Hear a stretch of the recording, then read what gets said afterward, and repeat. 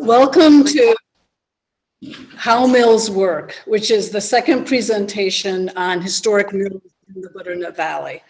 This is a joint effort of the Butternut Valley Alliance and the Morris Historical Society. My name is Stacia Norman. I'm a trustee of the Historical Society and a past board member of the BVA. At the end of the presentation, if you're interested in getting on the contact list for either organization, there's a sign-up sheet at the back where we're collecting your names and addresses if you'd like to learn about either of these organizations. Mills and their history are so central to the Morris Historical Society that we've adapted a local mills seal as our logo. And our logo is right here on the screen. You can see it on my sign here. At the center, you can see that there are 3 butternut trees coming out of a stump. And in the 19th century, this was a symbol of the 3 towns, Pittsfield, New Lisbon, and Butternuts, whose corners all met. Morris was Butternuts until 1849, when it separated from Butternuts. And the factory that used these trees as its logo was the Butternut Woolen and Cotton Factory, located in Butternuts and now Morris. It's the property where the Weavers Farm Market is today. And so we have adapted their seal, putting the Morris Historical Society's name around the outside. It once read Butternut Woolen and Cotton Factory. Mills are also very important to the story of Tom Washbon, today's speaker. His family has owned property in Morris since 1831. And this property included a tannery on the Calhoun Creek. And his family was also involved in other mills, on the Butternut Creek. Although Tom was raised and then worked in the South, retiring from the Norfolk Southern Railroad as an industrial development manager, he has been coming to visit his family home in Morris for over 65 years. In 2015, he moved to Morris and immersed himself in the history of his family, of Morris, and of the Butternut Valley. So let's welcome Tom and the information he will share about these mills, which were once found throughout the Butternut Valley. And if you would hold your questions, if you can, until the end, we would appreciate that. Thank you, Tom. Thank you, Stacia. Oops.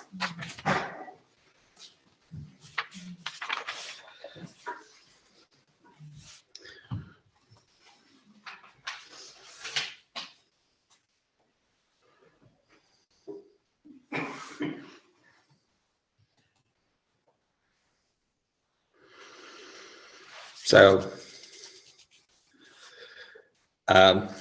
good evening. Welcome, everyone. I hope you'll find this enlightening and not too tired of me speaking by the time we get done. The technology for creating shelter and substance on the frontier of the United States, specifically around the time of the Revolution and focusing here in the Butternut Valley. Peace had returned to the continent following the Revolutionary War. It had been a war not just for human and civil rights, but for commercial rights as well. The freedom to trade with whom they wish and what they wish had been won. The right to expand from the shorebound settlements in the hinterlands was achieved. Artificial restrictions on the manufacture, importation, and exportations had been relieved, casting off the shackles of the English government. Americans in this new experiment fanned out across the frontier to exercise these freedoms. However, ready cash was hard to come by. Labor was in short supply. Time was valuable. A force multiplier was needed to get done what needed to be done. Shelter from the storm, food on the table. That force was the force of falling water. The few families scattered far and wide who had arrived in the lands between the Susquehanna and the Unadilla rivers after 1770 suffered deprivation from the Tory and Native American attacks in the War of Independence and fled in return following the peace. The floodgates to settlement opened when William Cooper came to the county in 1785 to settle the Otsego tract. He sold 40,000 acres in 16 days to smallholders. These new arrivals were not frontiersmen, primarily not farmers, but settled urban people moving from these settlements, civil communities that had been well established for a century or more. They had roads, they had stores, they had ports, they had transportation, they all lived on the seacoast, so they got around on boats. Now they'd arrived in a forested wilderness 300 miles from their shoreline homes, only bringing what could be carried on horseback or flat-bottomed canoe to scratch out an existence in a new country.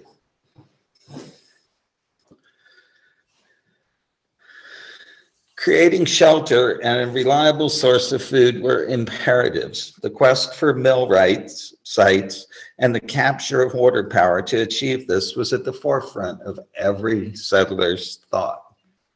I'm sitting in a tent, and the first thing I'm going to do is build a sawmill. Jacob Morris. I bought 1,000 acres. The first thing we're going to do is build a grits mill and a sawmill. Louis de Villers comes as the agent for a Frenchman, comes to Stetsonville, and the first thing he does is erect a grits mill and a sawmill at Myers Mills. Cooper's driving thought in his development of the countryside was not to grant baronial estates. He did not want people paying rent. He sold the land in fee so that they had a stake in it. And he did not say, I'm not going to sell that because it's really good land and I might make a lot of money more for it. No, he wanted to set up communities. He wanted to develop self-supporting communities.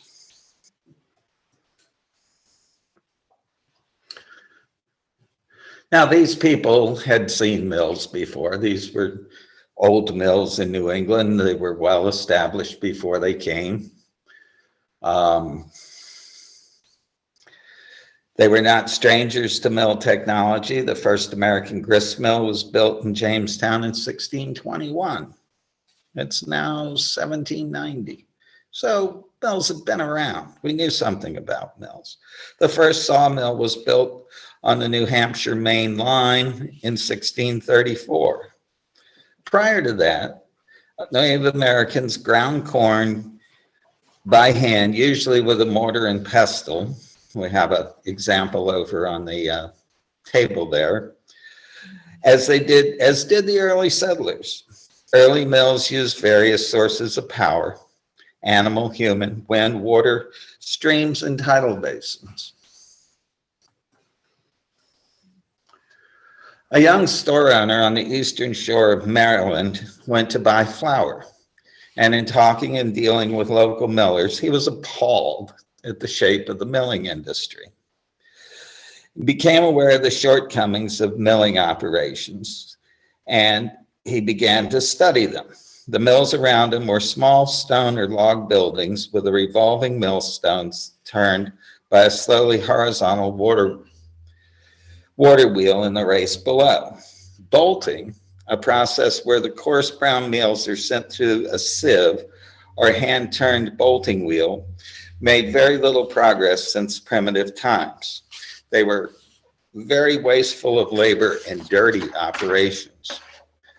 Working with mill owners in Maryland and Delaware, Evans began measuring the performance of mills, recording data, working in a systematic manner to develop the most efficient mills that he could. He created instruments of his own to test the force of mills, developing and tabulating principles of hydraulics, fluid dynamics, kinematics, strength of materials, and replacing word-of-mouth, rule of thumb, piecemeal trial and error designs with a complete plan based on the knowledge that he was developing. There were no engineering colleges. The first engineering college doesn't come until 1824. This is 1790 he starts to do this. His book goes into 15 printings and is still considered the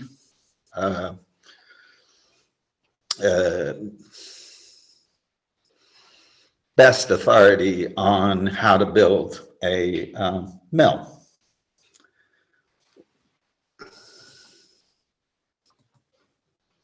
Let's go this way. So we talked about mill seats. Cooper mentions them. Everyone talks about setting up a mill. And a mill seat is a suitable place to build a water mill. The mill site is the seat and the pond above the mill dam.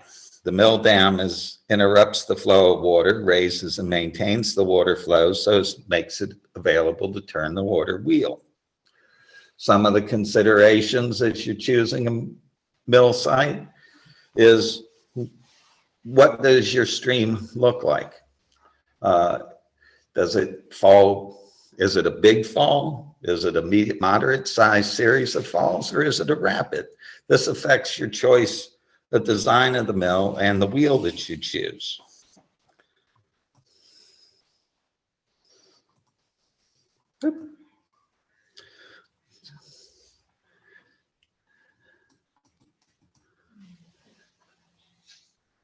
Let's back up one more. The greater the height of the fall, the less volume of water is required for a given amount of power, and this reduces the size and expense of the facilities in the mill pond in the race that you have to build. This map of Morris shows the rapidly falling creeks and the number of mills that have been located on these creeks versus the creeks on the Butternut Creek. It's the mills on the Butternut Creek itself, which is not dropping quite as fast. And as you get down to Mount Upton, there's only 2 or 3 more in butternuts actually in the creek bed. As you go up towards Garrettsville and Burlington, there's actually more, because it's falling more rapidly.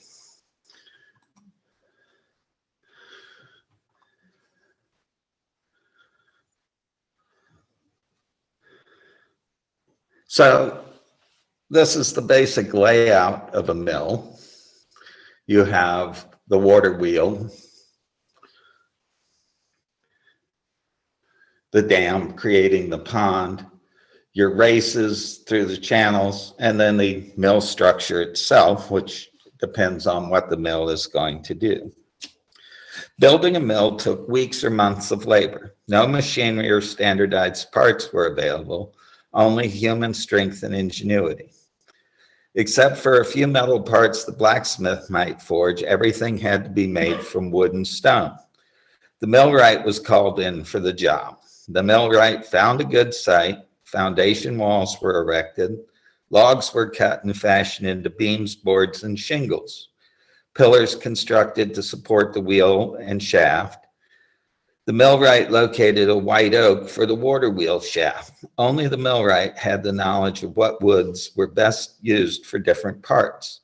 The water wheel, gears, and bearings were made, sometimes stone or wood. Stone bearings were lubricated with water and tallow. Wood bearings were lubricated with tallow.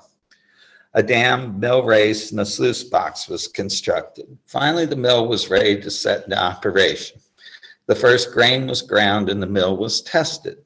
No one dared ask the millwright about his work. He went about in silence. Few people were lucky to watch him work. He safeguarded his knowledge. No one dared ask him questions what he was doing or why, because it was well known that millwright spit can kill a toad.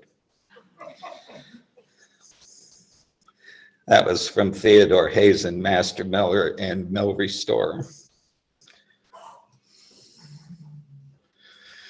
So the wheel and axle, a simple machine like the lever, like the inclined plane that we learned about in elementary school, there is used to capture the power of the falling water. There are several types of wheels that have evolved over history. We have the horizontal wheel or Norse wheel, which is just simply a paddle that revolves the shaft in the stream.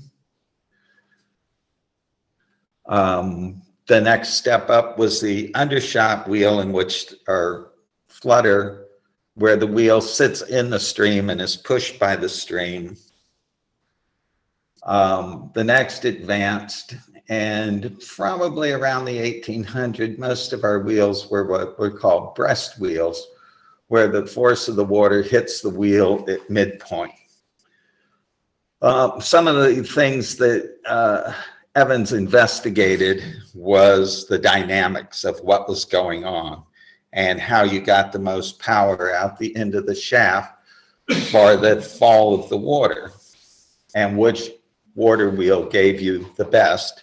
In general, it came down to the overshot wheel became the favored of the wheels in the end. Until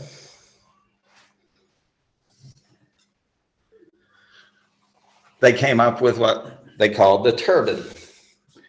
And the turbine was basically back to your original horizontal wheel, but now it was enclosed in a housing and captured more of the water and used the water more efficiently. And was much more compact than this great big old 15 or 20 foot water wheel. You can see this sits outside the old New Hope Mill building in Index. Eventually turbines continue to be modified. They're what we use in hydroelectric dams like the Hoover Dam, the Grand Coulee Dam. This mill, this was one of two turbines installed in Cohoes in the big textile mill there. It was an 800 horsepower turbine, one of the largest ever made.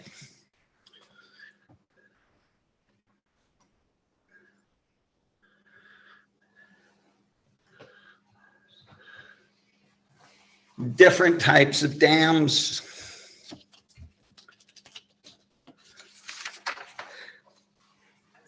Dams are a barrier constructed of locally available material. What was at hand, such as stone, timber, brush, and soil in various arrangements erected across the streams, its ends anchored in the stream bank on either side. Dams may be a low structure. They don't always have to be a big, tall dam. They are intended to divert water into the head race to maintain the fall and develop power. Dams raise the water level and backs the water up into the pond, depending on the height of the dam and the character of the terrain. Creates a storage pond, storage reservoir. The accumulated water in the reservoir will run the mill for hours.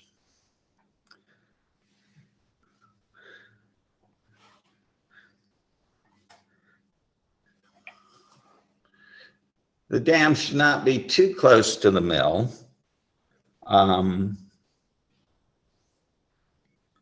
A breach or leak in the dam could wash the mill away. The mill should be placed to protect it from floods and high water. Wide low dams handle high water or flooding better than streams with narrow dams. Wastewater should be free to pass the mill and not injure it. These are various dams around our area. This was what created Hardgrave Lake down at the end of Mill Street.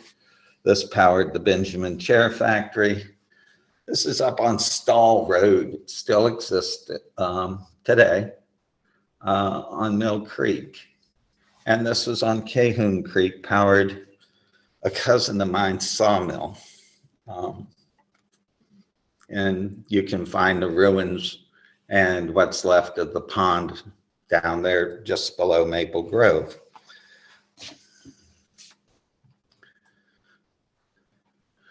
The channels, the head race brought the water to the water wheel.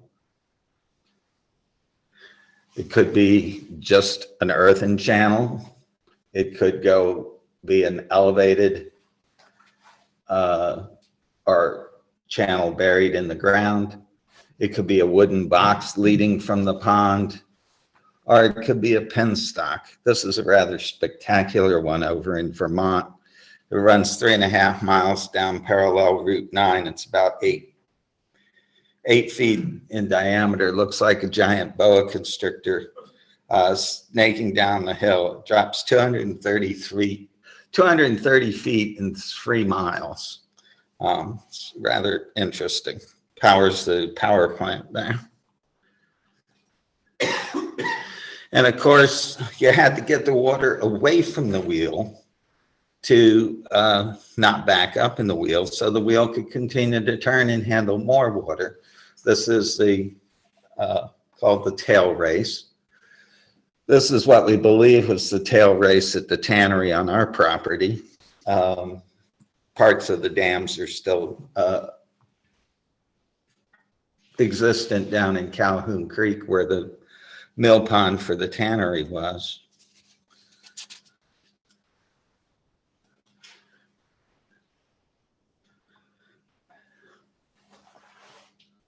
This is somewhat important. We'll get back to that mill. It figures in everybody's history in the country. This is a grist mill up in Garrettsville. The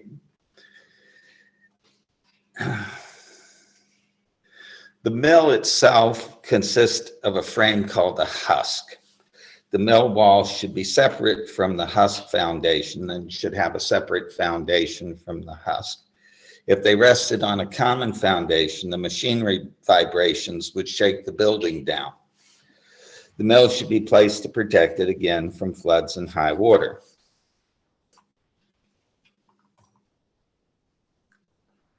And then you get fancy. The outer portions could be stone or wood. You have multiple floors to receive the grain and store the grain, because a lot of the operation works on gravity.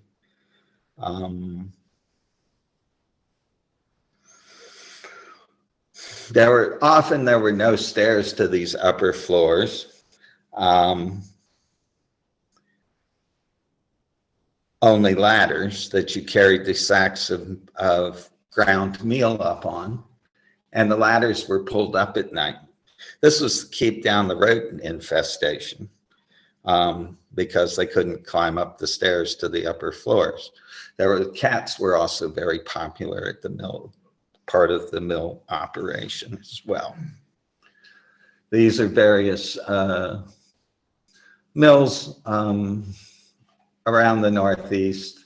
This is an existing mill that they're hoping to restore over in Moravia, New York.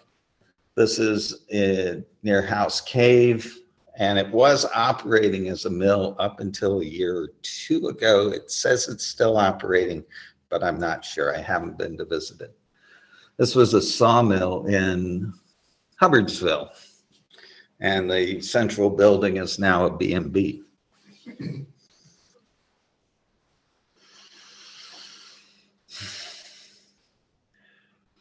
So there were various gates and controls to direct the water.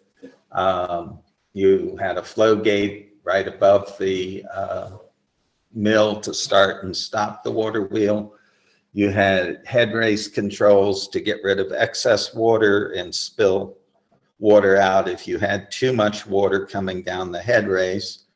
Also on the head race, it was important to have a trash rack to keep trees and other debris from coming down the stream and getting into the head race.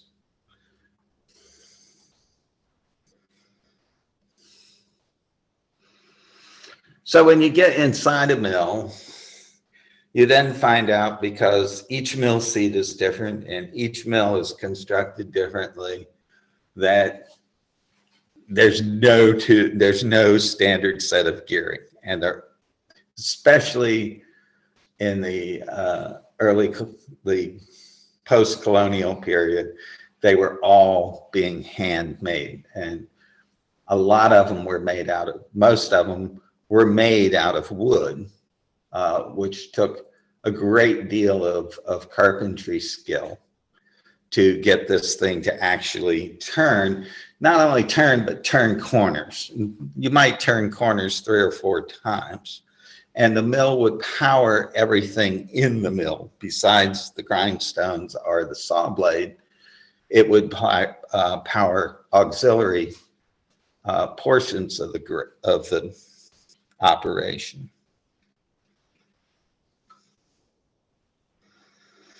One of the things Evans spent a lot of time studying as he redesigned mills or came up with his milling system was what was the right pitch for the cogs, what was the optimal size, how to match the size of the water wheel to how fast the stones turned or how fast the saw moved, and was all in this power transmission that was controlled.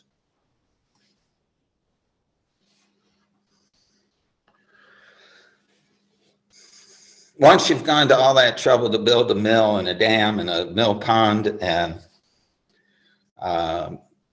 create all these controls and everything, you might as well use the power. Grist mills are often paired with sawmills. Back up.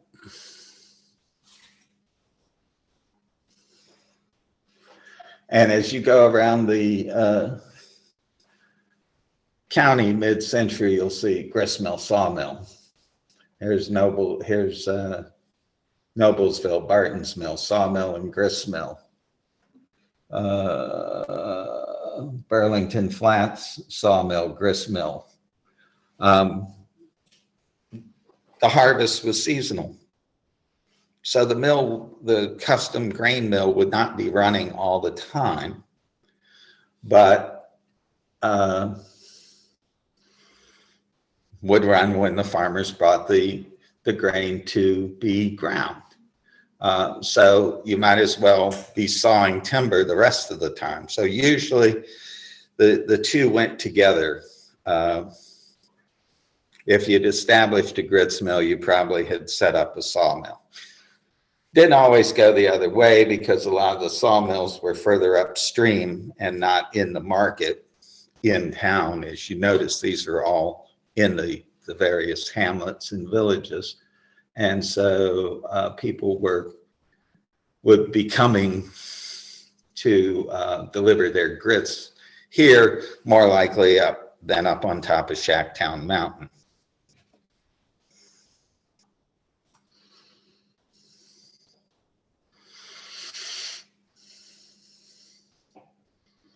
That's what a former mill pond looks like today, an abandoned mill pond. If you didn't know that it was a mill pond, there are lots and lots and lots of mill sites all scattered through the county that are hardly recognizable unless you're actually down in the stream, walking in the stream. But that was Foote's sawmill.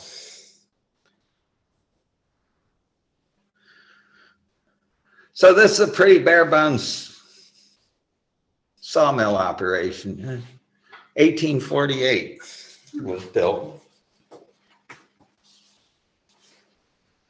I don't know that it actually ever cut any lumber, but it paid for the Union to fight the Civil War. This is This is Sutter's Mill in California, a reconstruction of it. The picture of the mill frame before was the actual picture of the mill. James Marshall, while he was building this mill, found flakes of gold in the stream. And he told his friends, don't tell anybody, but they told somebody and they told somebody. Sutter's property was overrun. Nobody worked in his grist mill. Nobody saw it in his lumber. He lost everything. Marshall and he never made any money, but enough gold was taken out of California to finance the Union during the Civil War.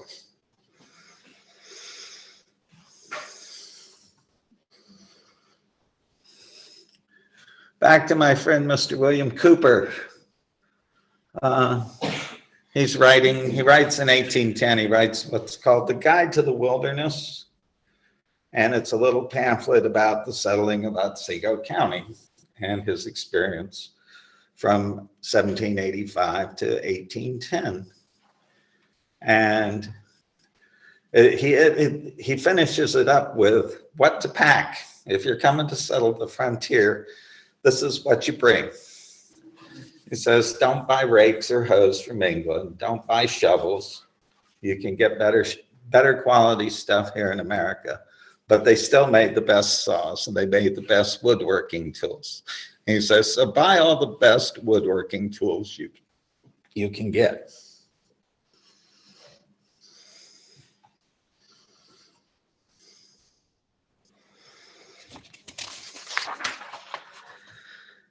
The common saw, the inventor of the instrument, has by the Greeks been inserted into their mythology.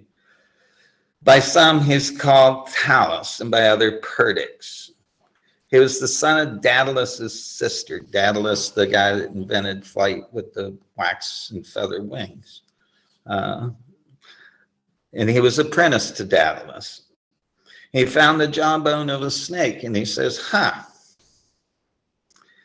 He employed it to cut through a small piece of wood, and by these means he was induced to form an instrument likewise of iron, that is, a saw.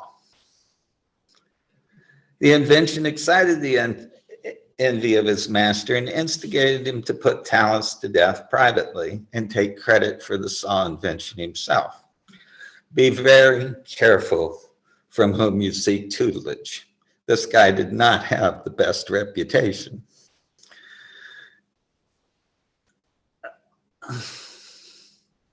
Whatever the Greeks claim, the Egyptians had already done it.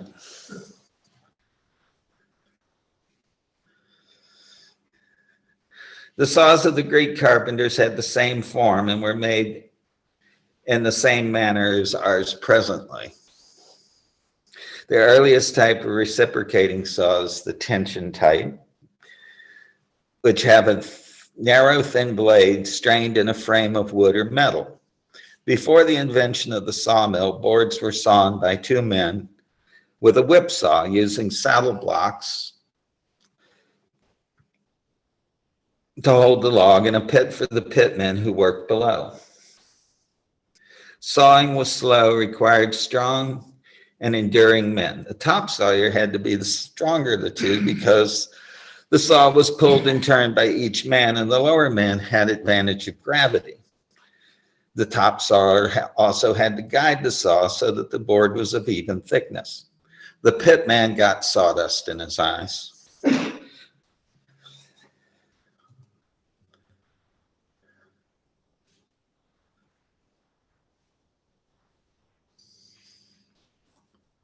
we are, back. The earliest known machine to combine the crank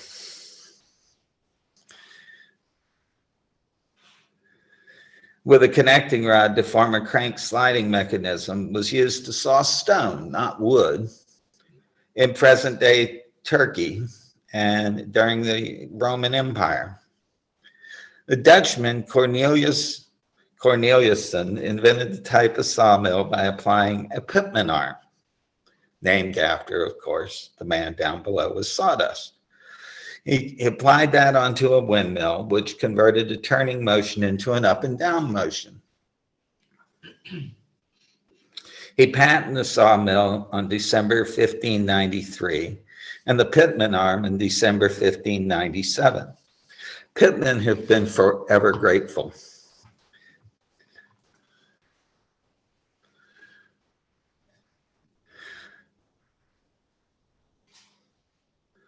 The circular motion of the wheel is changed to a back and forth motion. At first, only the saw was powered and the logs had to be loaded and moved by hand. An early improvement was the development of a movable carriage powered by what's called the rag wheel, which was also powered by the stream to move the logs steadily through the saw blade.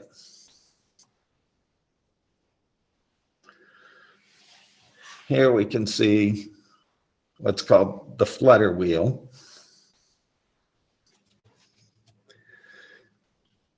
The logs are traveling across the stream, not with the stream. That's fairly, I wouldn't say it's unique. It's actually why sawmills look so odd when we look at them.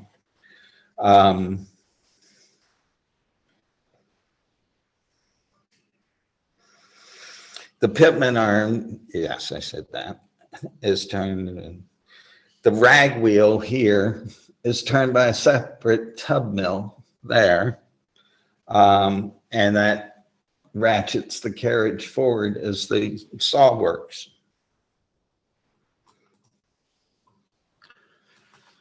Back. No, we're in the wrong place. Sorry.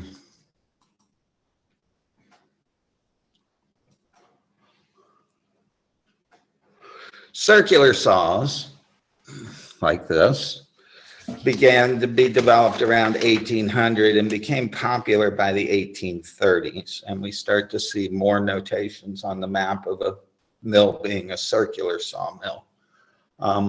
You could cut nicer, do different things with a circular saw than you could with just the standard whip saw. Interesting, with a lot of the old houses we have here, you can date the house by the type of saw marks that you find on the timbers. If you go down in your basement, you can see the timbers. And of course, here are the four. Oh, nobody expects the Spanish Inquisition. I don't know why. I put this all together and it said there were 4 types of saw marks, but I only came up with 3.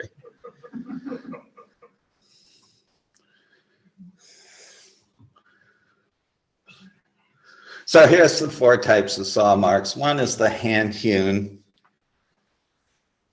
The next is the reciprocating, or the hand sawn. Then the reciprocating sawmill type. And then finally the circular saw mark. So there are actually 4 types. We're very fortunate. Nearby, on the other side of Oneonta, is the Hanford Mills Museum. They have an operating sawmill that's water powered. The mills themselves were established in 1846 and stayed in operation till 1967. In addition to the sawmill, there was a grist mill, a woodworking shop, feed mill, blacksmith shop, hardware store, and ice harvesting operations. The control for the water wheel is over here for the sawyer to control. Here's looking from where the sawyer stands.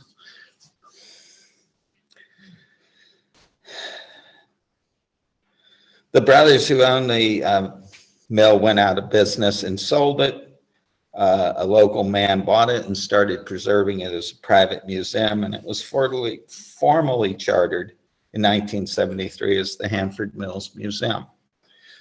The sawmill, of course, is the centerpiece and most exciting part of the site. The control here, this big wheel, is what starts and stops the saw. These jacks over here hold the log in place. And as the log goes through the mill, comes back, and the jacks automatically move it the width that you want the board to be cut. So you can preset it for a 1-inch board or a 2-inch board, or however thick you want the log to be sawed in.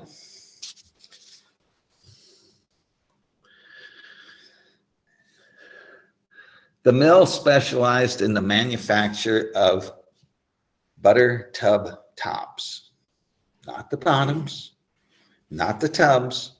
They simply manufactured butter tub tops. For a while, they took up handles for hose, shovels, and brooms, but they only did that for a while, and then they decided it wasn't worth it and discontinued it. But fortunately for us, most all the machinery is there. Now the wheels last maybe 20 to 30 years in operation, the wooden wheels. Around the turn of the century, metal wheels came into vogue, and one of the biggest manufacturers was the Fitz Corporation of Hanover, Pennsylvania, and their IXL overshot wheel. This is down in the base, in the wheel pit with the wheel.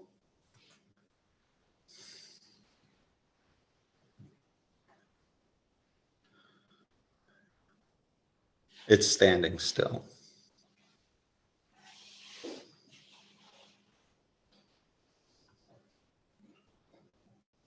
Oh, oops. Now it's starting to move.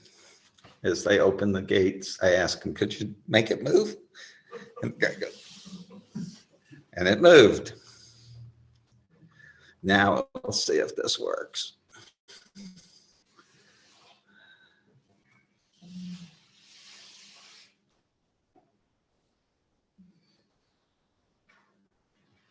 Yeah.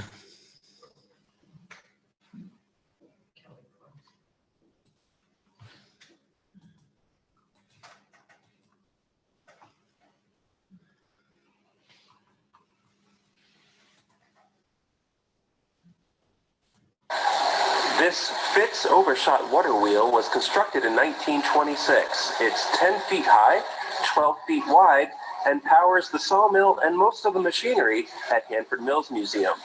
When we want to start it up, we call out to the mill worker working upstairs.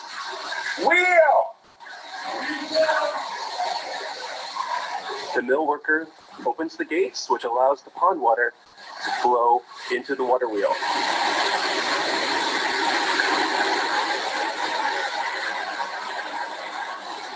As it fills, it moves from container to container, and it takes about 3,000 gallons of water before the wheel begins to turn.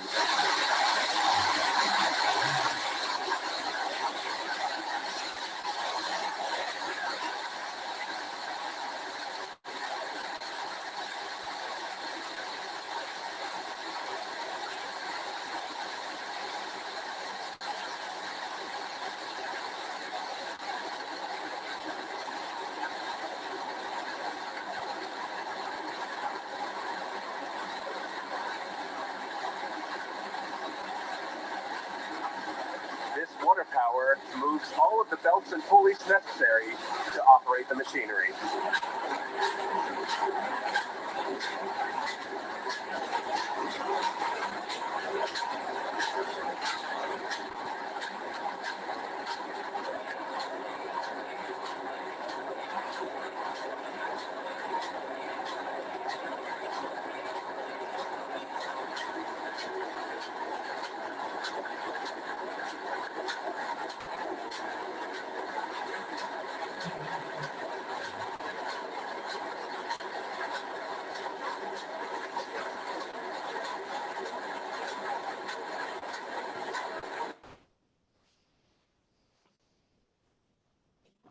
Now we're done.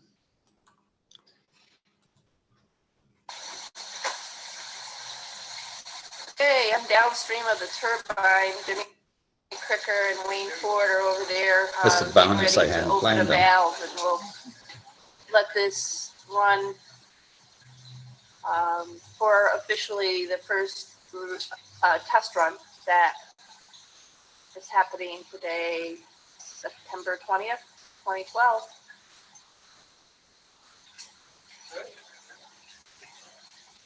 Okay, he's turning the crank right there. See what's gonna happen.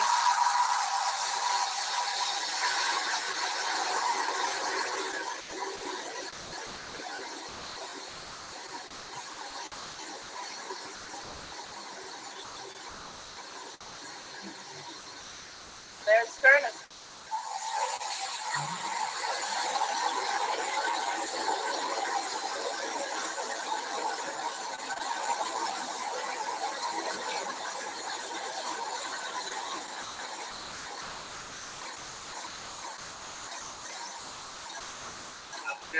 There.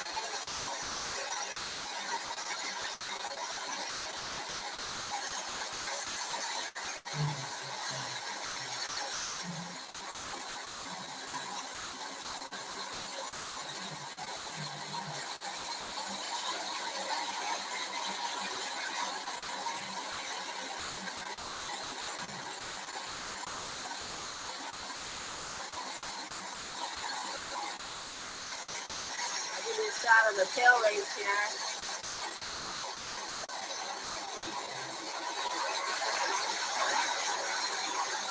Going up the building like it should.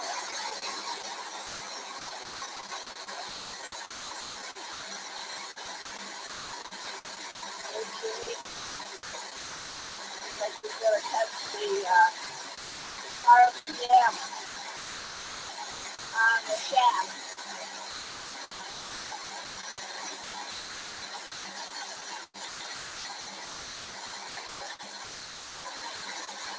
So I hope you enjoy this when you see it. And I hope everybody's excited about it. We're powering up the grist mill up above, stone mill, and some other equipment. A scroll saw and an edger can be powered from this turbine.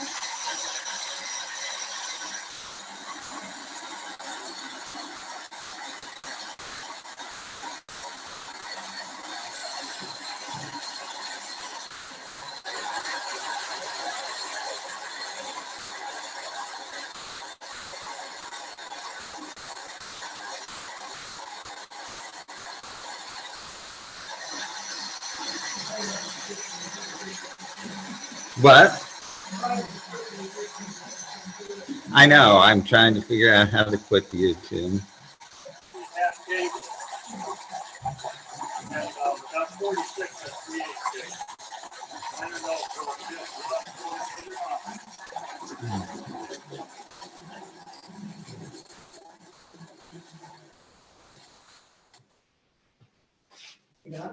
I think so. No. This is the story of Hoover Dam, one of America's 7 modern civil engineering That's, wonders. yeah, I know how they work. No. That's my presentation. Well, I can't see for this thing. I know.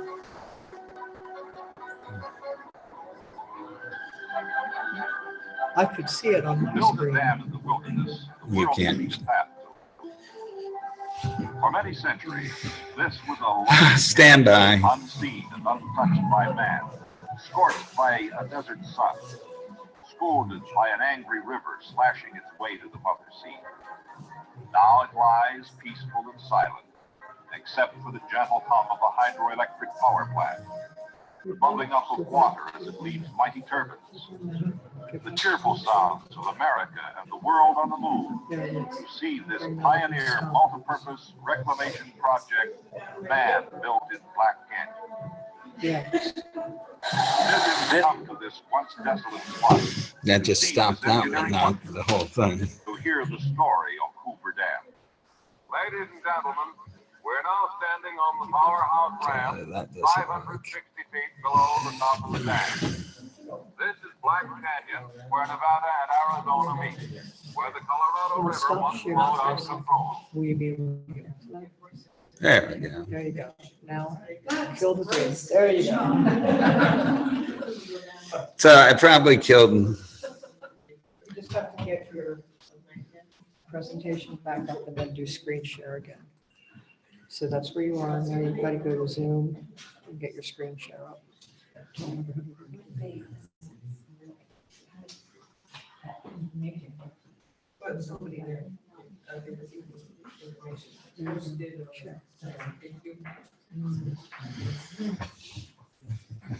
Cancel that, please. What? Cancel that message. Say copy. Just get rid of all your stuff. Now you want to bring your presentation back up. And now go back to Zoom. Well, how do I go back to Zoom? Okay, you share. I don't know what.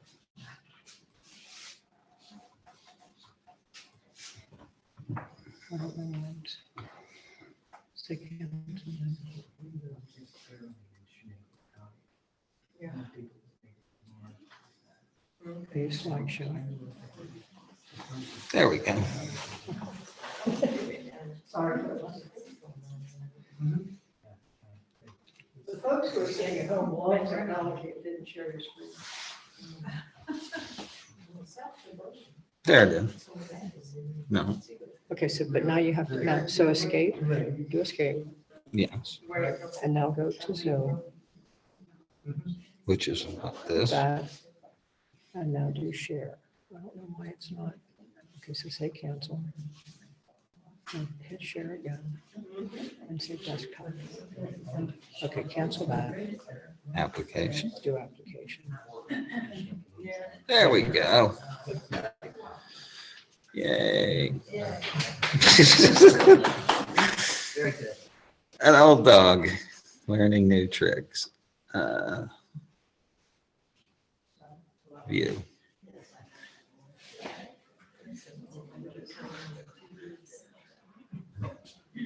So I'd never embedded a video before, so like, oh, this is kind of cool. Oh, so if the water runs low, if you're having a dry year like we had this year, or like they had in 1870, it's in the newspaper every week, we need rain, the mills are stopped. If the water runs low, you can add a steam engine.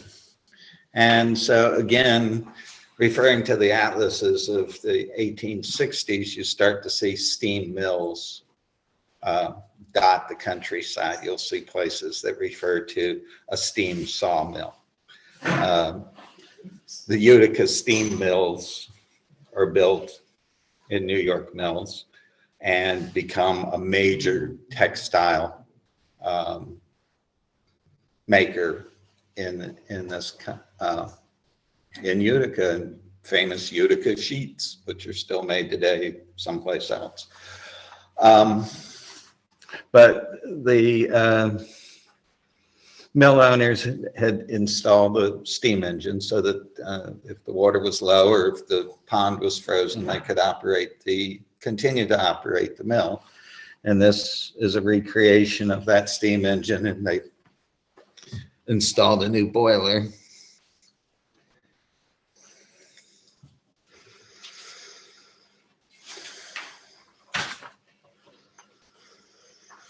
In addition to sawing logs just for lumber, some mills specialized in lath, sash, blinds, and turnings. Morris was renowned for its woodenware and chair factories. There were a number here in town. Post-Civil War, steam is putting in an appearance more and more. And here we have the Bailey Mill Complex on the Butternut down on Bailey Road. Again, the Hubbardsville Complex. This is a early mill it's in Old Sturbridge Village, but it was actually recreated from a New Hampshire mill from the one of the oldest mills in New England that was destroyed in the 1938 hurricane. And they took the plans and what documentation they had on it before it was destroyed, and they recreated it at Sturbridge Village. And this is an overview of Hanford Mills when the Hanfords still owned it. One of the advantages of steam was the mill could come to you. And we see ads in the Morris Chronicle that people, millers are saying, I'm going to go up on the turnpike and set up my mill at such and such farm. And they had developed portable steam sawmills, or they would bring a mobile steam engine pulled by oxen or horses. Eventually, they would develop traction on the steam tractors that could pull them themselves. And they would bring the sawmill right to the woods so that the lumber stayed where it was sawed. The trees didn't have to be dragged back and forth. And it was a great savings. Again.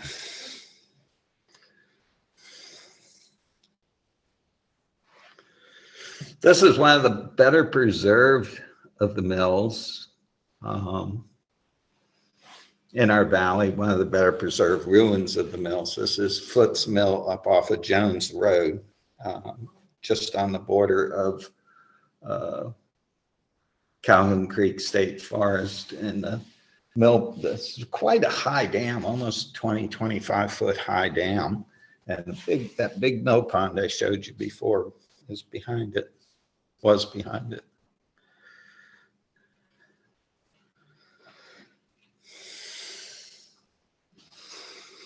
The grist mill.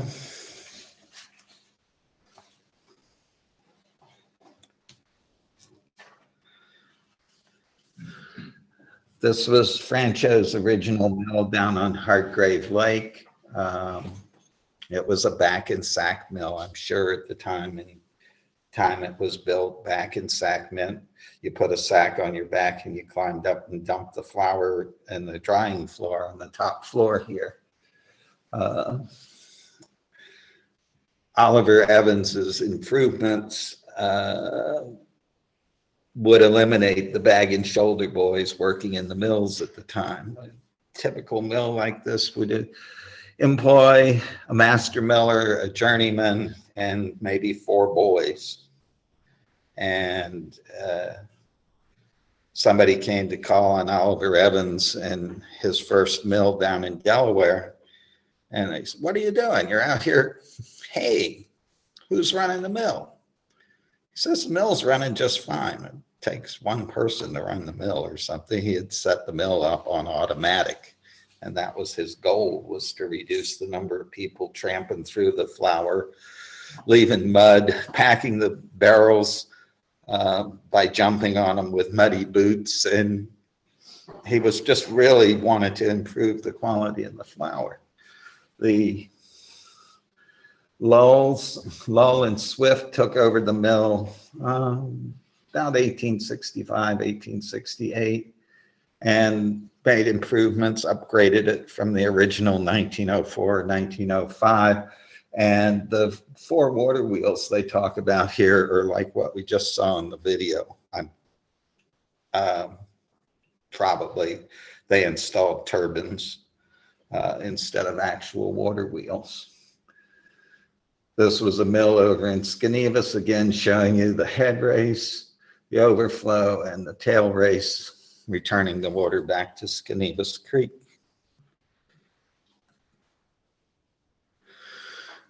So, if you don't have a mill and you want to get the benefit from the grain that you grow, you have to mash it up. You have to separate the bran and turn it into flour. Archaeologists have found this is probably a 4,000-year-old, where are you? 4,000-year-old kern and pestle found in Wexford, England. It's estimated to be Neolithic or late Stone Age. And you worked all day. You can try it out. You worked all day with a rock, ground your meal. Outside, I tried to recreate the Pittsfield experience. I don't know how successful I was. I could not find a picture. This thing is so hated that there is not a picture on the internet of a spring pole pestle and mortar. It's just not there. But they advanced across the country. I did find a quote about some people settling in Missouri, like 20 years later. They had taken the spring pole mortar and pestle with them to grind their grain while it was still the wilderness. And they eventually found their way out to California, where they were used to crush rock to get the gold ore out. Yeah, like I said, it's right outside. You're welcome to try it. So pre-Revolutionary War, this is kind of what a mill looked like. You can see all the helpers running around and all the people, and these are the different parts.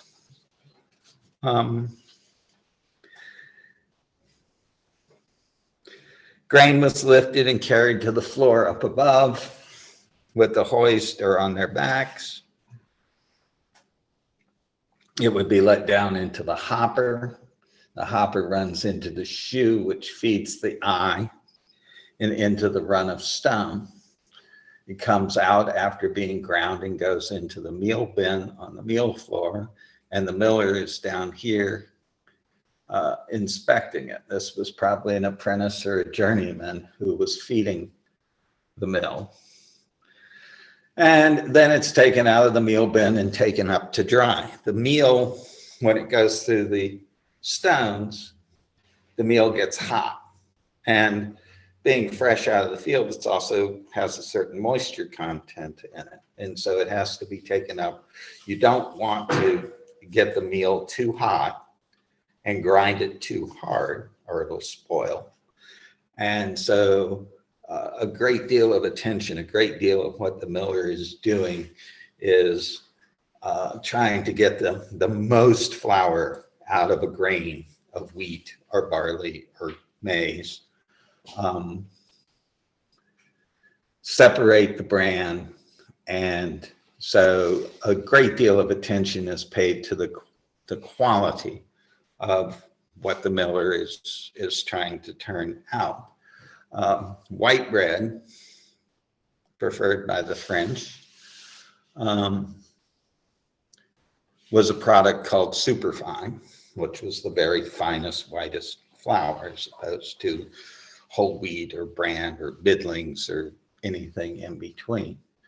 And superfine brought the most money. One of the interesting fallouts of the Napoleonic Wars was it really inspired the flour export from this country to France, and it became a huge market.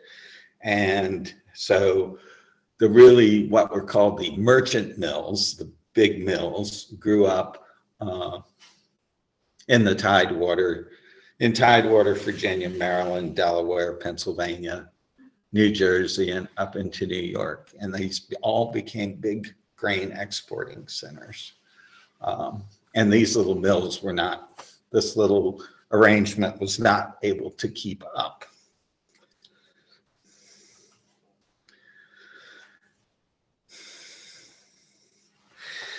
In English customs, these were called corn mills, which ground wheat, rye, oats, or barley into flour or meal. Corn did not come to stand for maize until after the War of 1812 and our hard feelings with the nation of England. We started calling maize corn and everything else grain. Evans worked closely with the Ellicott family of Ellicott Mills, Maryland, just to the southwest of Baltimore, who were set up in the milling business. And Ellicott contributed heavily to Evans's book that he wrote.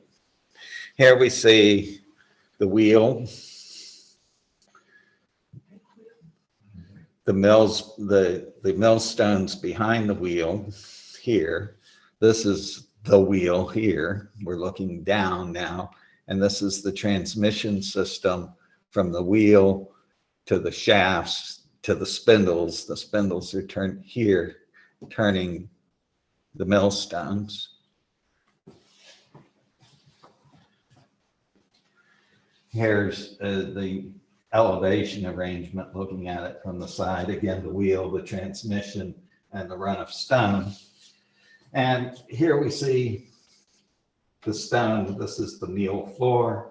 This is a bolter.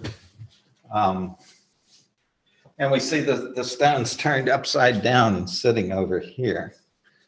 That you had to leave space to do that.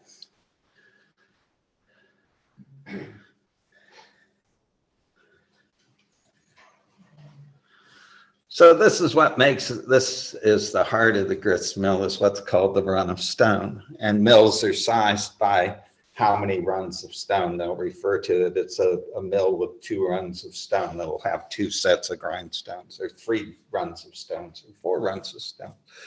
Well, the largest was in Minneapolis, had something like 52 runs of stone. It was the predecessor of gold medal flour.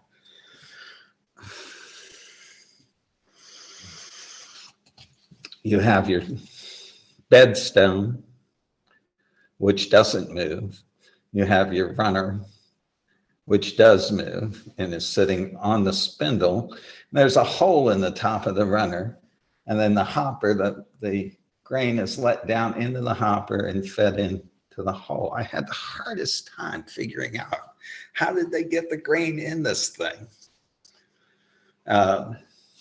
How did these things actually work? They kept talking about feeding the grain into it. And I'm like, well, you got a big stick sticking up through it.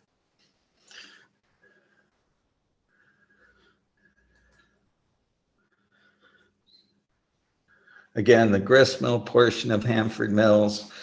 Normally the millstone sits in a tub, and that captures the grain as it comes out from between the 2 stones and runs down into a chute and gets collected and then taken upstairs.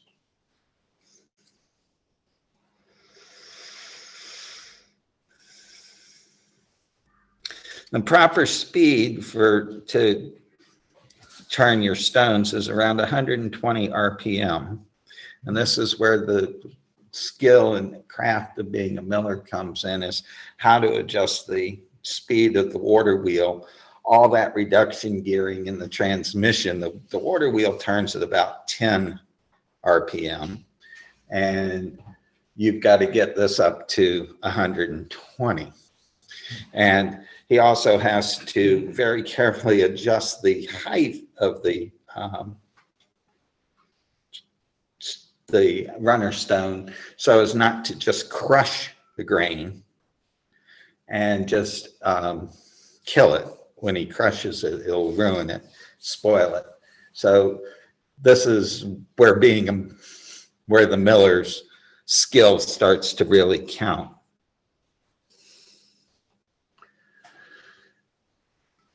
So the anatomy of a stone,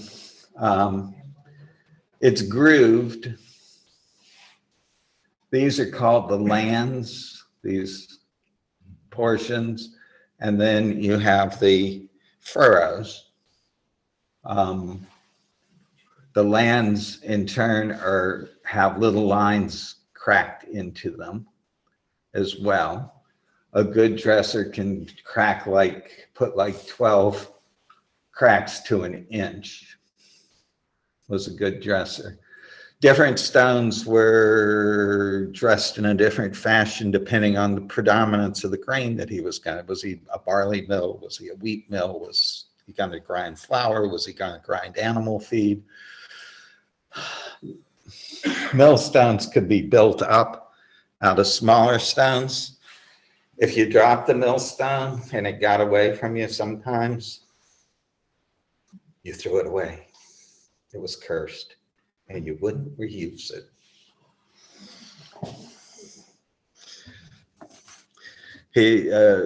One of the readings was like how to stop the mill and how to take the stone out of the mill and how to start and stop the mill. And he said, if you raise it up too high, it comes off the spindle and it takes off, and you don't want to be there when it does that. He says, you throw the stone away, it's bad stone.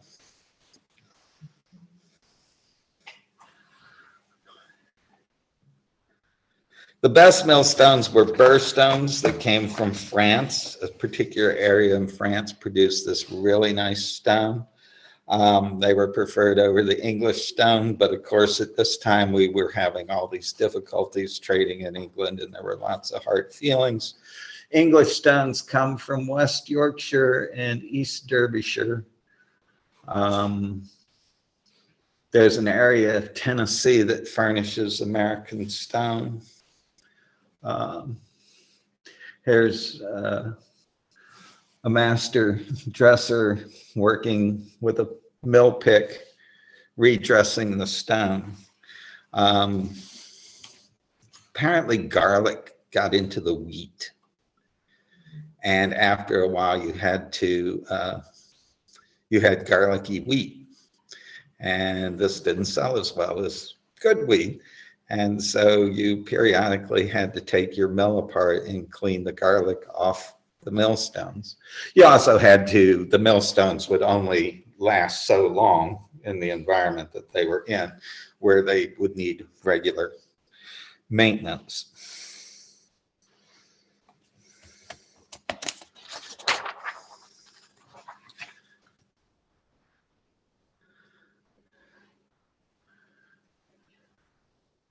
So here are two mill dressers working on a run of stone. You can see the crane was necessary to pick the stone up, and that part where the stone was sitting upside down in the plan, was set aside so he could move the stone over there, flip it over, and dress it. And that's why it was an important space to keep clear from the tubs. The quill stick, what he has here, is used to test the millstone spindle for true running. If the spindle's perfectly upright, you put the stick, has a hole that goes on the spindle, and if it's perfectly level all around the stone, then it's in alignment.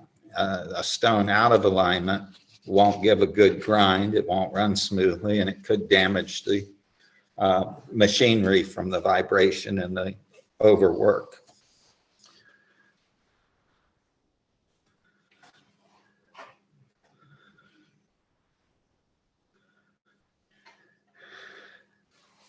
Greenbank is just outside of Wilmington on the Red Clay Creek. Evans's mill was just up the creek from this, and the first mill at this site dates back to 1677. In 1760s, the mill was rebuilt for a merchant mill to export flour.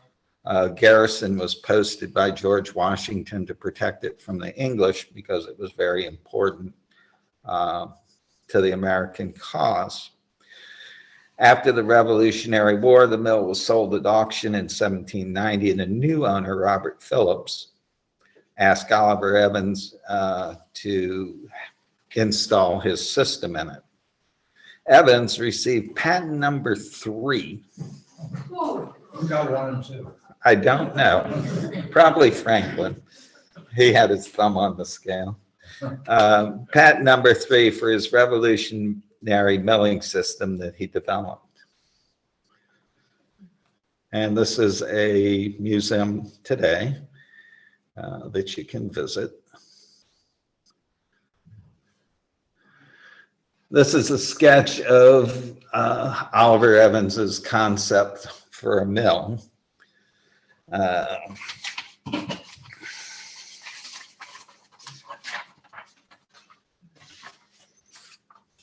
We've been going for a while. If you want to know how it works, you can read this and it will tell you all the different little pieces and parts that go into making the mill work beyond just the millstones, the hopper boy, the decenter, the elevator, all these little improvements to make the mill run smoothly and automatically and efficiently. Okay.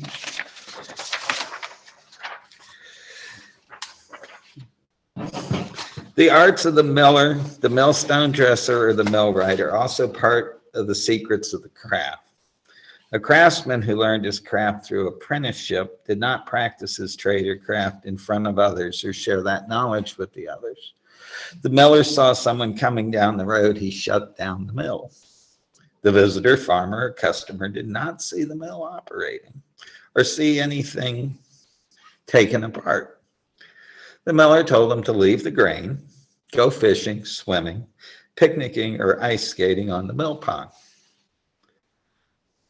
Come back and get his grain once it was ground. Millwrights were even more secretive. It was the millwright that knew the secrets of the different kinds of wood, what wood was best for making various parts of the mill. Millstone dressers knew how to dress the millstones. Millwrights did not. Millwrights did not know how to operate the mill. Only the miller knew the grains and how to operate the mill. We go the right direction. Now, this mill was never actually built. There are some mills that approximate this, but this was his idealized. This was Evans's idealized automatic flour mill, which for 1795 is pretty intense. You basically, the grain is untouched, basically from the time it's dumped from the wagon until it's loaded aboard the ship.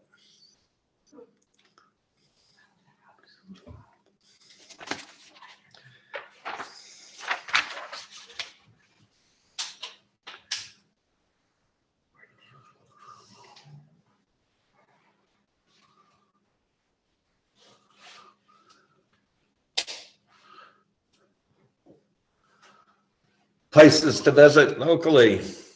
Hanford Mills, of course, will be reopening in May. Phillips Manor in Sleepy Hollow, North Tarrytown, has a reconstructed mill from maybe a century earlier than this, Dutch time. The little mill over in House Cave, I have to find out if it's still open or not. You can call, see. Green Bay Mills in Wilmington, Delaware, if you should head down south, or Old Sturbridge Village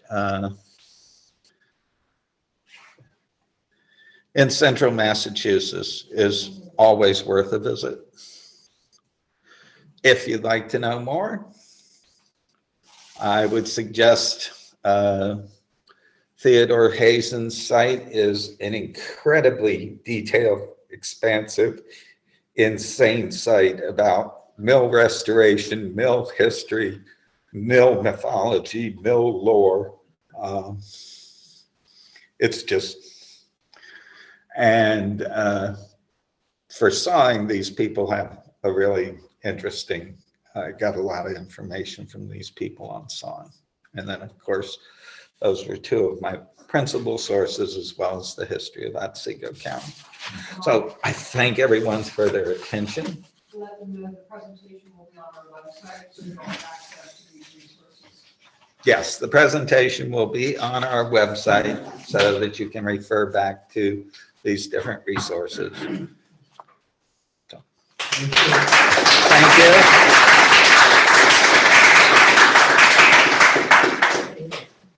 How many mills about were there on the Butternut Valley?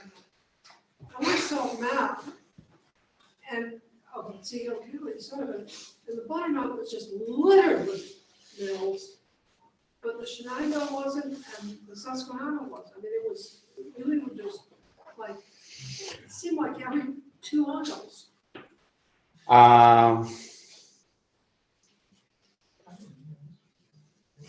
But they couldn't have been that, I mean, were they all doing grain or they were doing sawmills? Well, there were oil mills, there were cider mills.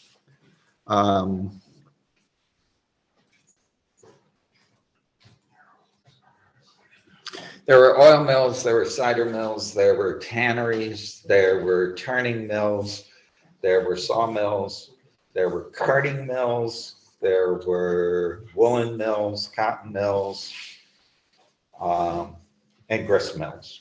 Most of the grist mills were in the Butternut itself, from Burlington down to Gilbertsville. There was Burlington, Garrettsville, Morris, Gilbertsville. So there's 5, possibly 6 grist mills.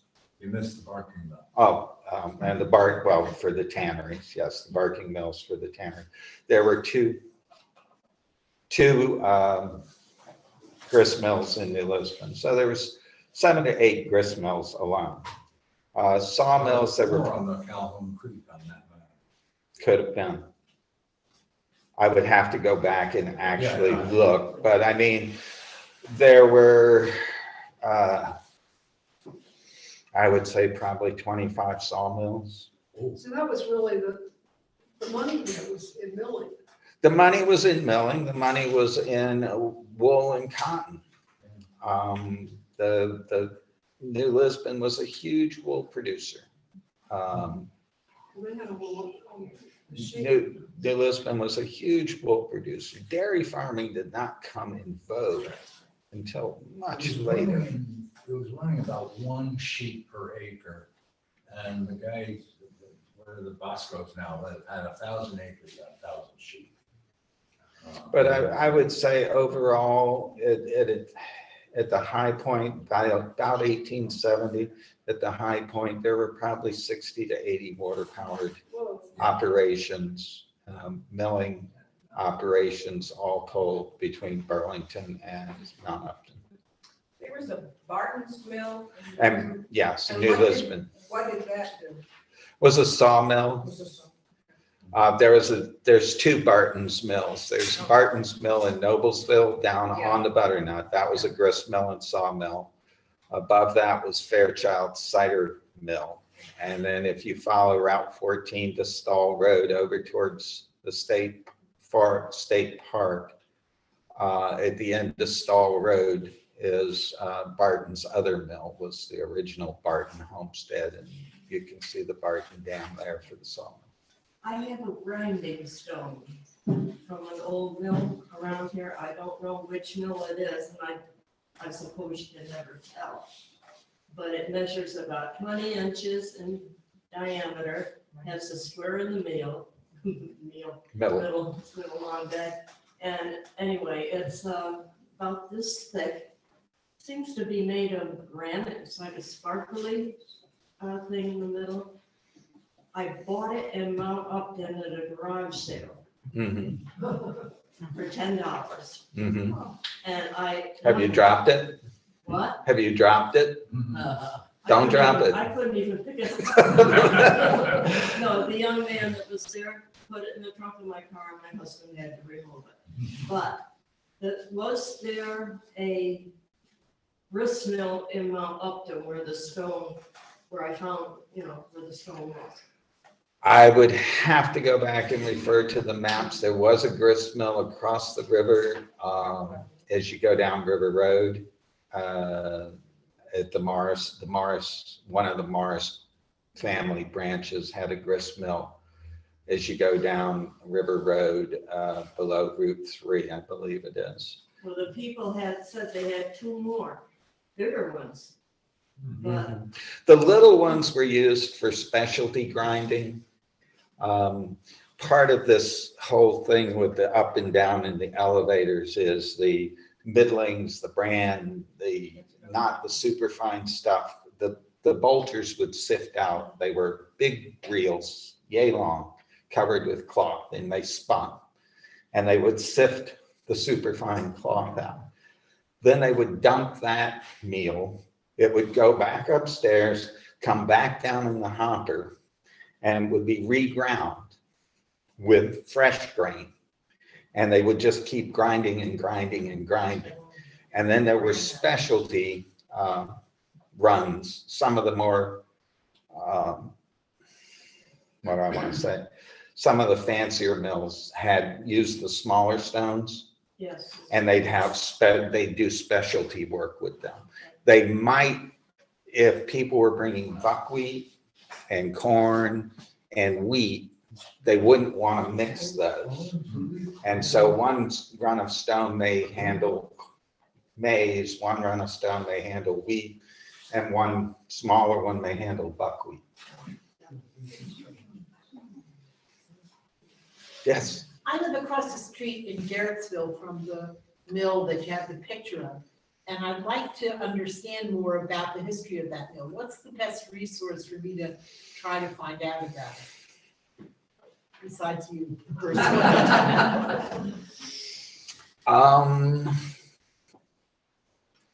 I believe there was a Garrettsville paper at one time, wasn't there? Yeah.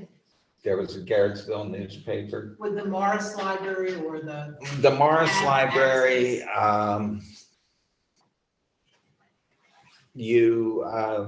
lot of stuff that I've learned about these local places is the Morris Chronicle, and going back through the old, it's very tedious, but you just go through page after page. You read the advertisements, you see who's selling what, you read the classifieds, and you find out that Aldrich and Carter buying Albert Foote's mill in 1872, and they're going to make improvements, and they're going to do this and that and everything else. How far back does the Chronicle go?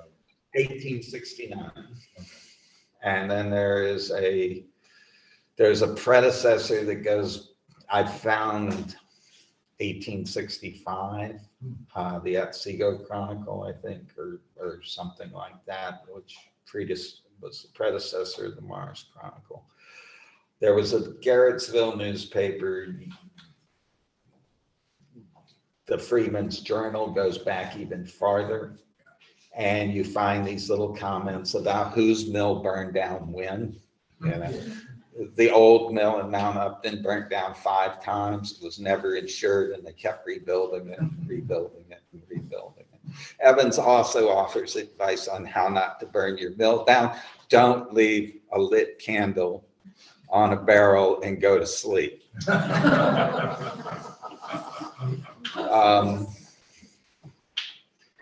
The fire was always ever-present danger in any of the mills because of the dust, the cotton dust, the wool dust, the sawdust, the grain dust is explosive. Cotton mills, you had to leave the mill to smoke. Yes. They had smoking sheds outside. But the mills are constantly burning down, they're exploding, and nobody insured them. And it's like, well, you sunk a lot of money into this thing, the loss, $80,000. How do you? One reason they didn't insure it was for religious reasons. You were betting against God.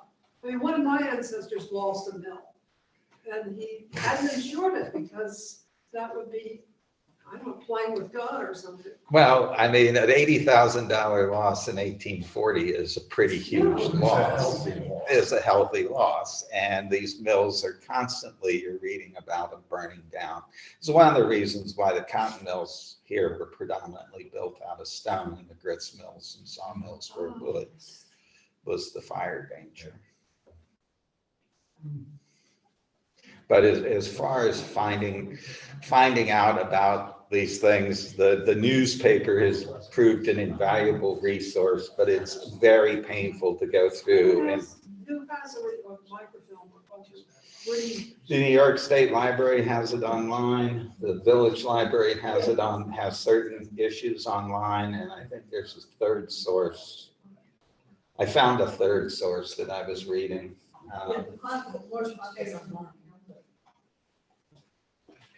Stay in front of the camera, okay. For the folks at home. I'm an engineer. Well, former engineer. Yes. Now, the Evans diagram that you showed of his ideal mill, it said they put it in the hopper and then went through all the process and it came out and then it went right on the ship. But didn't it have to dry? Yes, that's all part of the process. Oh, I mean, it's time consuming. It spends a certain amount of time. His proudest achievement, and he goes on at length about it, is what he called the hopper boy. okay, there it is. And this thing here is the hopper boy. And the freshly ground meal comes directly up to the top floor. They have a fan that's water powered to keep air circulating through the top floor. It gets dumped into the hopper boy, which has a big arm that spins around and deposits the grain in an even fashion on the floor. Before, you had to have a boy up there with a rake, the hopper boy, spreading the grain about so that it could dry. And then after a day or so, it gets dumped into one of these, what they call garners, these chests that hold the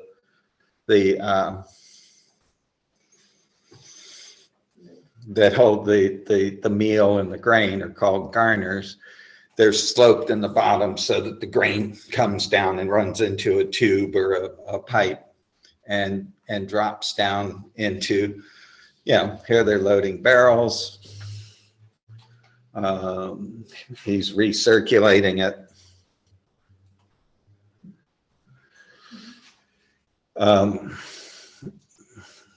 Here's a bolter. Here again, his hopper boy. And he's so proud of this. He devotes like 3 chapters of the book to the hopper boy and its importance. But it was really important because it really improved the quality of the grain coming directly out of the grindstone. Yeah. How did the garlic get in there? How did the garlic get in? It grew in the fields, apparently. I think what we had growing in our lawn in Delaware was what we called onion grass or garlic grass, and it looks almost like chives. And you cannot get it out of your lawn. It grows everywhere, and it grew in the wheat fields. And I think that's what they were referring to as the wheat being garlicky.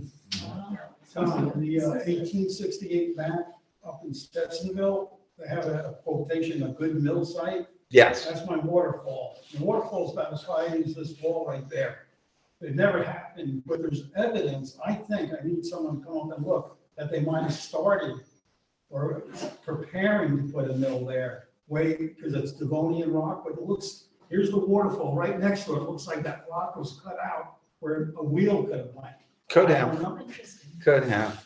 When we were walking the creeks for the creek assessment, we came down Mill Creek to where Fairchild's cider mill was. There was no other evidence or anything, but there was simply cut into the shale, about yay high, a perfectly square box about 3 foot by 3 foot by 3 foot. And it had, I'm sure it had something to do with the cider mill works.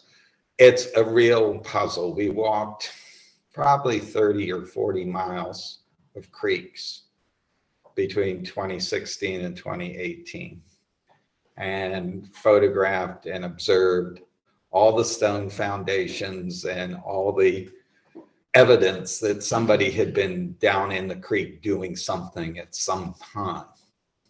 And it's something I'm still sifting through, trying to piece together exactly what was what. Some of them are so far isolated from the road that you're like, well, how did they get the timber here to saw it in the first place? And so it's constantly going back and forth to every map I can lay my hands on to look at the changes and to look at, you know, what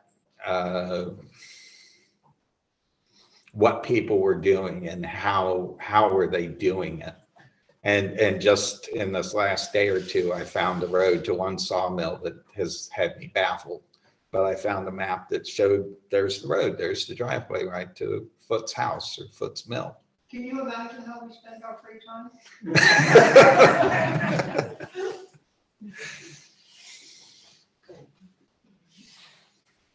So I have a question for you, Tom. So I think might be partly answered, but the tannery mills, what was the power source was used to, just to get the bark off the trees, or what else was the power used for in a tannery? Come back in a year or two when I write the tannery program.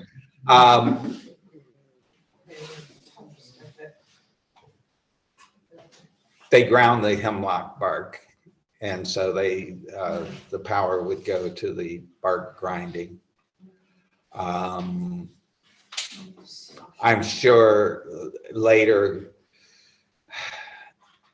on there were mechanical devices that worked the leather that were probably powered once you had the bark, once you've set up the wheel and the spindles and the axles and everything, it's very easy just to go over and throw a belt on another pulley and start one of these little machines up like you saw at Hanford Mills. And so by the 1850s, they were starting to get really creative with some of the machinery to use in the tanneries, rather than just beat on them with hammers, beat on the leather with hammers and that type of stuff.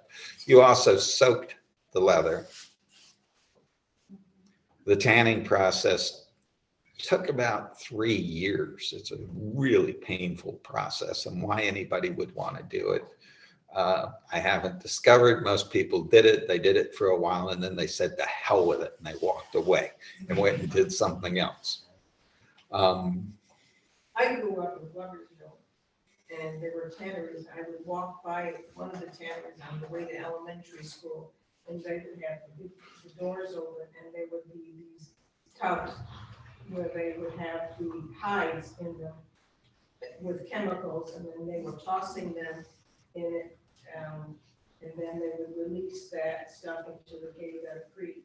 And every day it could be a different color. Yeah. So it could be a pink day, it could have been a blue day. It killed everything. I've never seen those big cups that turn leather in. Curiously enough, we have almost no records from my great-grandfather about the tannery. I don't know if those just got lost in translation or what happened to the business records, but we have almost no paperwork and no accounts of the tannery. Curiously, he owned 3 tanneries, one in Morris, one in South New Berlin, and one in New Berlin. 1860 to 1870. How did he get around to manage these? His nephew drove him in a car. I found an account of his nephew driving him over to South New Berlin, and He didn't drive his own horse. He had a boy do it. Boys were handy for that thing back then. But how did he manage 3 separate tanneries? The one in New Berlin is was right on the corner straddling the creek. And as you say, everything came out of the tannery. The chemicals, the tannin, everything was dumped right into Paper Mill Creek and right into the Unadilla. And one of the next adventures is to explore and explain the tanning and leather business, because again, it's a They say fascinating. down in Tannersville, all these hemlock trees, hundreds of them, they're just lying there because they just took the bark. Yeah. To come back out. Yeah, they stripped, not to get ahead of ourselves, but Prattsville, Enoch Pratt built this huge, employed 350 people, tannery in Prattsville. And he ran it, and he's the centerpiece of this book. There's a book like Oliver Evans' Mill book. There's a book from the 1850s or 1840s on tanning, and this is the guidebook to tanning. And there's a big interview with Pratt, and he explains how this wonderful mill of his runs, and they do this, and it was up to date with every invention and everything like that. And he'd been running it from 1820 to 1848, 1850. He shuts it down, walks away, and says, "I've cut down every tree within 10 miles. Yeah. I'm done." Goes off and runs for the Senate, but he just walks off and leaves. Just closes the entire mill down. He's the biggest mill. He's the biggest tanner in the country practically. He just shuts it down, walks away, and says, "I've cut down every tree that I can get my hands on, so I'm out of bark." Well, in 1901, I had a postcard.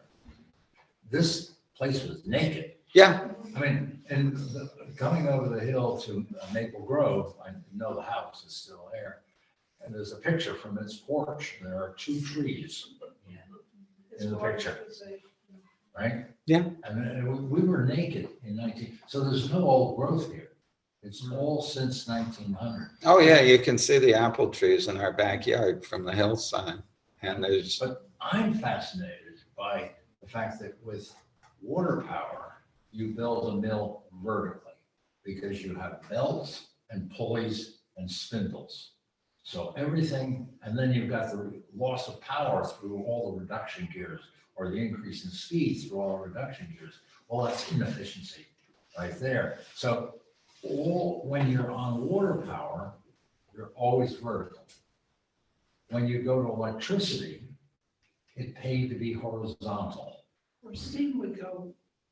If it was pulley driven, if you made electricity, you had it horizontal because you snake the wire, right? And so the southern mills, which were electrically driven because of the movement from the north to the south, they were all one level. So you'd have a textile mill. We just visited a textile mill in Maine that was 5 mills and 5 stories, 14-foot ceilings, and they had pulleys and all the accoutrements of the pulley water system. And it was, a very impressive power distribution problem. But it all went away with electrical engineering. Because you can plug into the wall. Yeah. You can just plug it into the business. My grandfather went to Cornell as an electrical engineer, and that was the technology of the day. Radio and electrical power was the big deal at the turn of the century, 1900, 1909, 1913. So all of this water power works, but its efficiency is not that of an electric motor. But and the labor to move the goods horizontally is a lot less than the labor to move it vertically. And that They was said Myers Mill was known for its buckwheat. quite possible. Again, depending on where they sourced it and what people, yeah, this was a big buckwheat region.